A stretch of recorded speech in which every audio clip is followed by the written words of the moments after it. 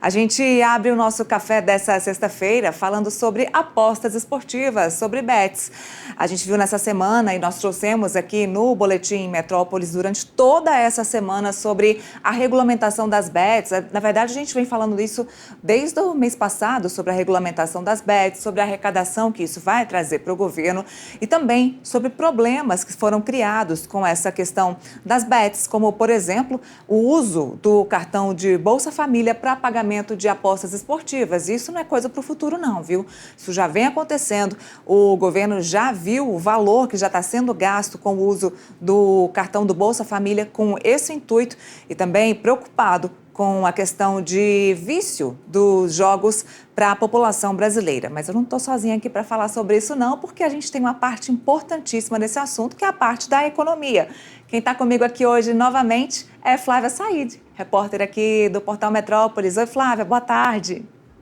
Oi, Neila, boa tarde. Pois é, essa semana a gente teve aí um importante passo, na regulamentação das bets, que foi a divulgação da lista positiva, que são as empresas que o Ministério da Fazenda autorizou que continuem operando. A lista é formada por 93 empresas em âmbito nacional, que operam umas 205 marcas, porque cada empresa ela é autorizada a operar até 3 marcas, então tem esse total de 200, e nos estados também tem outras 18 empresas.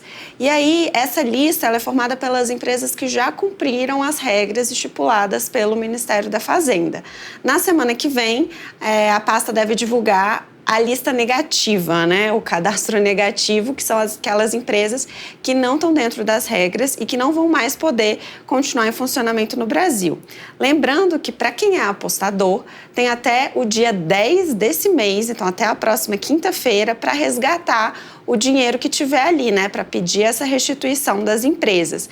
A partir do dia 11 da próxima sexta-feira, daqui a uma semana, então o prazo já está aí curto, as empresas elas vão começar a sofrer a ação da Anatel, da Agência Nacional de Telecomunicações, que vai efetuar o bloqueio dos sites que não vão estar reconhecidos mais pelo governo federal. Então, é preciso ter atenção. Se você tiver valores nas bets, verifique se ela está ali naquela lista positiva do Ministério da Fazenda. A gente tem todos esses links, essas informações de quais são essas empresas lá no site, no Portal Metrópolis. E se você tiver algum dinheiro, resgate logo para não passar por maiores problemas, uma vez que esses sites começarem a ser suspensos pela Anatel. Ô Flávia, para quem está acompanhando a gente aqui no café, mas não está entendendo nada nesse assunto, não costuma apostar, por que o governo Lula, por que o ministro da Fazenda, Fernando Haddad, tem tanto interesse em regulamentar as bets aqui no país? Bom, vamos lá. Então, em 2018, foi aprovada uma lei, ainda no governo Michel Temer, para legalizar as apostas de cota fixa no Brasil. E aí, desde então, já se tinha uma intenção arrecadatória, Já se vislumbrava uma possibilidade de trazer mais recursos para os cofres públicos a partir dessas apostas.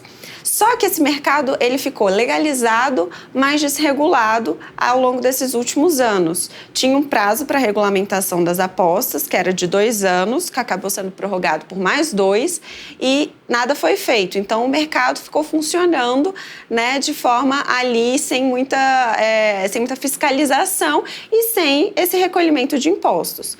No início do ano passado, o governo, a equipe econômica do ministro Fernando Haddad, resolveu colocar um pouco de ordem nessa bagunça e regulamentar. Foi enviada uma lei, o Congresso aprovou, votou, definiram as regras, por exemplo, as questões de publicidade, para coibir a publicidade infantil, impedir as apostas por menores de 18 anos, estabelecer ali algumas regras de funcionamento para que não fique essa terra sem lei, essa terra de ninguém. E aí isso foi feito, só que o mercado regulado mesmo, ele só vai começar a funcionar no Brasil a partir de 2025. A gente ainda está aqui nesse período de transição. O governo adiantou a lista das empresas que já estão autorizadas para começar a colocar ordem. E aí você falou em termos de arrecadação, Neila?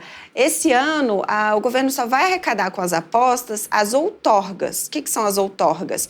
São as autorizações que as empresas precisam pagar para pedir, né, para funcionar aqui no mercado brasileiro. E aí, com esse número aí que já foi divulgado de empresas que estão interessadas em atuar no mercado brasileiro dentro das regras, dentro da lei brasileira, você tem uma estimativa de 3,4 bilhões para arrecadar em 2024. Isso ajuda um pouco o governo, sim, na meta de zerar o déficit esse ano, mas o próprio governo diz que esse valor ele não é tão robusto, né? Porque a gente teve, por exemplo, um dado desse mês de agosto, né, que foi o último mês fechado desse ano, que o governo registrou um déficit de pouco mais de 22 bilhões. Então, 3 bilhões não seria uma coisa tão, né, um montante tão elevado. Só a partir do ano que vem é que a arrecadação deve vir mais forte, porque tem arrecadação com os impostos, né? Aí sim, com o início desse mercado regulado, que vai ter toda essa arrecadação. E ainda não se tem uma estimativa fechada de quanto vai ser. Calcula-se que seja ali na faixa de 12 a 16 bilhões, né, que também ajuda o governo. Ano que vem, de novo, tem essa meta de déficit zero, né? Ou seja, igualar as receitas às despesas. Mas, oficialmente, o governo diz que essa medida ela não tem esse viés arrecadatório, então ela não visa reforçar os caixas do governo. O objetivo dela é regular, então, o mercado, né? A concorrência, tem essa intenção regulatória que se diz.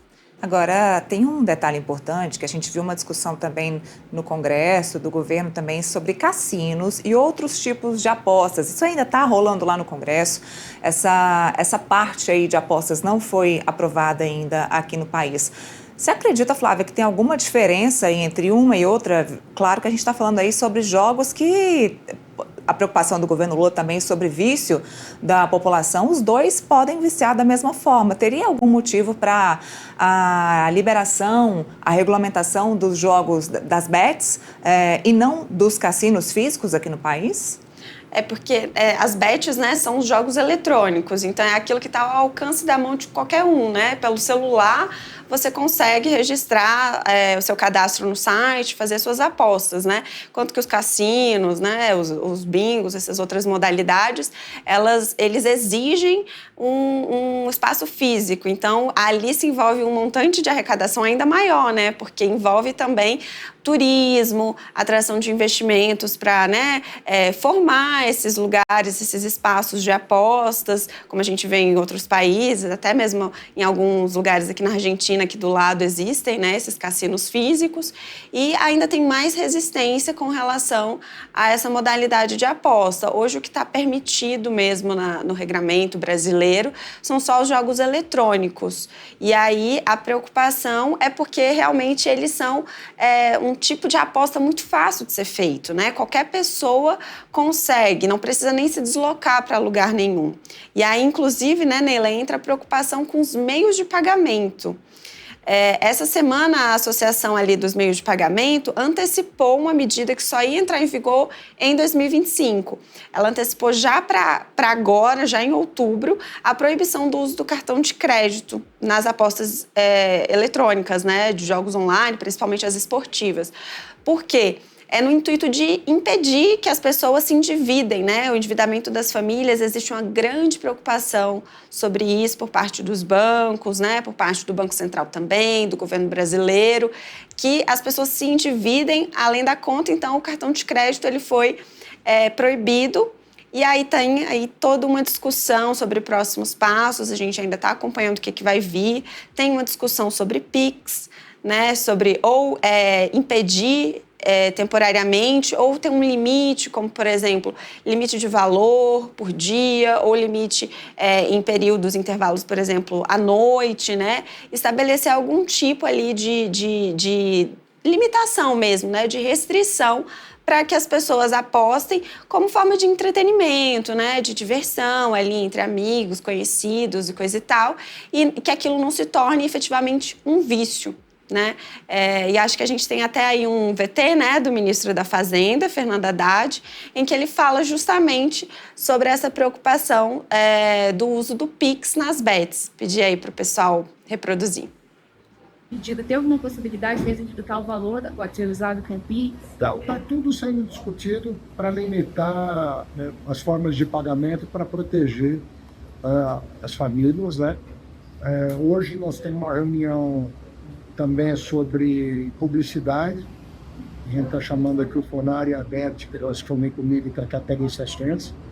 A gente entende que é urgente na tomada de providências para evitar esse assédio televisivo, né, de meios de comunicação. Hoje sai também a lista lá da Secretaria competente para já tirar do ar nos próximos dias quem não pediu credenciamento. E essa questão dos meios de pagamento nós vamos discutir com a própria Quebra-Banco. Eu já falei com o presidente da Quebra-Banco pelo telefone, mas vou falar pessoalmente para a gente tomar uma decisão. Se é uma lista provisória, o pessoal vai ter que se adequar até o fim do ano. Como é que é isso? Explica para a gente, por favor. Não. Aqui, quem não pediu credenciamento não vai poder operar desde já. Vai ter 10 dias. Esses 10 dias é mais para apostador do que para casa de aposta. Porque tem muita gente que tem recurso financeiro depositado na casa de aposta. Então, os 10 dias é para a pessoa verificar se ele tem saldo e pedir a restituição. Mas, caso contrário, já nos tiraremos do ar imediatamente, mas não vamos fazê-lo para proteger a poupança do eventual apostador.